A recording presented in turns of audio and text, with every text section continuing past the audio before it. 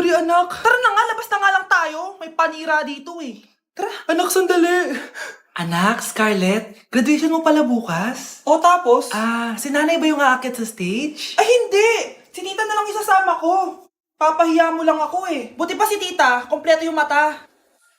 O sige, proud ako sa'yo anak ha. Kainis! Bakit kasi isa lang yung mata mo? Balang araw anak, malalaman mo rin kung bakit. Diyan ka na nga, marami pa akong gagawin. Ano bang ginagawa natin sa hospital, tita? Sumama ka na lang, Scarlett. May kailangan ka malaman. Scarlett? Ikaw yung anak ni Susan, right? Oo, Doc. Ako nga si Scarlett. Ba't kilala mo ko? Oh, yes. I remember. Ikaw yung batang na-aksidente dati. Yung nabulag yung kaliwang mata. Buti na lang dinonate ng nanay mo yung kaliwang mata niya para sa'yo. Kaya pala isa lang yung mata ni nanay. Alam mo, sobrang mahal ka ng nanay mo. Huwag mo siyang papabayaan, ha? Pai RD, manda pra elas.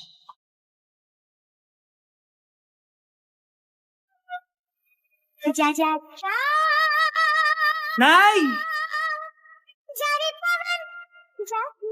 Ano na naman itong ginagawa ni nanay? Ayaw mo tumigil, ah. Ay! Ano ba, anak? Panira ka naman eh. Ano ba kasi ginagawa mo, Nay? Nakita ko kasi to anak sa TikTok. Ayan, kaka-TikTok mo yan eh. Nasusunog na niluluto mo doon. Ha? Nasusunog na? Nay! Yes, anak. Pwede ba akong gumala? Sige, anak. Pero huwag kang lalabas. Huh? A few moments later. Nay, pwede ba akong maligo? Sige, anak. Pero huwag kang gagamit ng tubig.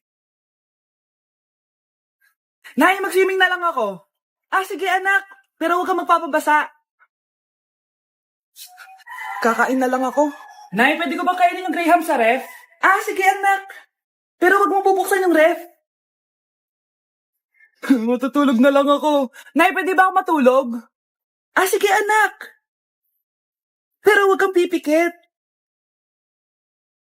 1 hour later. Nay, bakit palagi niyo ako pinipigilan sa mga gusto kong gawin? Pwede ba ako mabuhay na maayos? Sige, anak. Pwede mo nang gawin lahat ng gusto mo. Talaga, Nay? Pero huwag ka nang huminga.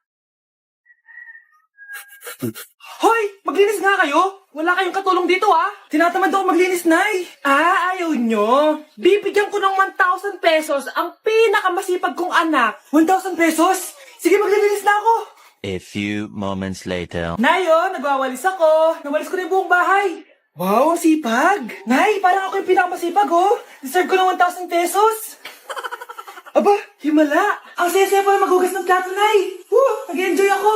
Himala, ang sisipag niyo, Kyle, bakit wala kang ginagawa? Ayaw mo ba ng 1,000 pesos? Nay, ako po ang pinakamasipag sa kanila. Ha? Paano ka naging masipag? Hindi ka naman naglilinis. Oo nga, Nay. Mas deserve namin yung 1,000 pesos. Araw-araw ako naglilinis ng buong bahay. Samantalang sila, walang ginagawa. May video ako dito, Nay. Gusto niyo pong makita? Totoo ba to? Nay, magpapaliwanag kami. Kyle, eto 1,000 para sa'yo. Thank you, na. Gutom na ako. Nay, may pagkain ba dito? Ano ba yan? Nasa si nanay? Pagkain ba dito? Walang laman. Nay! Nay! Sinong hinahanap mo? Wow, sarap! Gusto mo na ito? Gutom na ako. Tara sa bahay. Madaming ganito. 1 hour later. Anak, ito na pagkain mo. Anak! Anak! Nasaan na ba yun? Anak! Anak! Anak! Anak! Nasaan na yung anak ko? Anak! Saan mo dinala anak ko? Nay, tulungan niyo ako, Nay! Anak, huwag mo siya sasaktan! Sa isang kondisyon. Ano kailangan mo? Bayaran mo muna sa akin yung utang mong 50K. 50K? Wag na pala. Sa'yo na yung anak ko. Tulog at kain lang naman ginawa niya dito. Eto na mga gamit niya. Bilisan nyo, pakatagal nyo. Ma'am, we are the group 1 and... Okay, so, ano yung research topic nyo? Ang research topic po namin ay kung bakit the best vlogger po si Mami Oni. Nice topic. So, bakit nga ba the best vlogger si Mami Oni? Kasi ma'am, tahimik lang siya sa umpisa kahit di mo siya pilitin. Okay, what about the others? Ma'am, malasing mo lang siya, agad siyang sasama. Kahit di mo siya akitin, ma'am. Meron ka bang lemon, ma'am? Lemon? Bakit? Kasi gusto niya tequila. Yun naman pala. Pagkatapos niya mag-shot, sipsipin mo yung dila niya. At huwag mo siyang susubukan dahil buka niyang isusubo. Ito na ata yung pinaka-the best na research. At dahil dyan, tigisa kayo ng iPhone 14.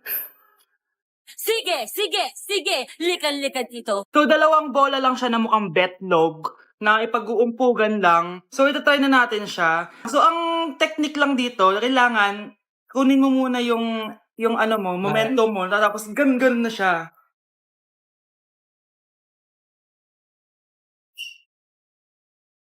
Ow! Eh. Ow! Tagal! Oo!